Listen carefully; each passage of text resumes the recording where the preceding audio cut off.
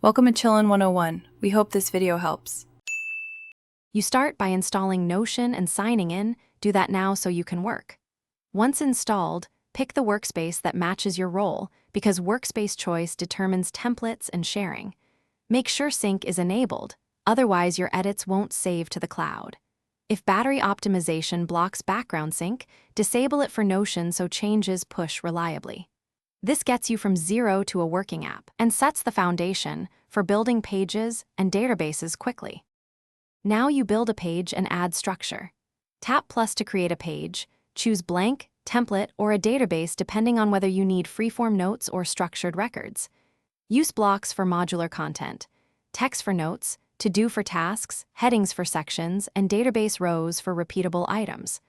Once done, drag pages into folders or pin them to the sidebar so you can access key work fast. These steps let you scale from a single note to a reliable system. Finish by integrating and sharing so the app fits your workflow. You can share pages with teammates and set view or edit permissions to control collaboration. Integrate Google Drive or Calendar for attachments and scheduling because linking tools reduces duplicate work. If something goes wrong, try a force sync and clear the app cache. If issues persist, sign out and reinstall. One key tip: check offline mode and sync logs before drastic steps. That often reveals missing uploads or conflicts. Thanks for watching. Consider subscribing if we helped you.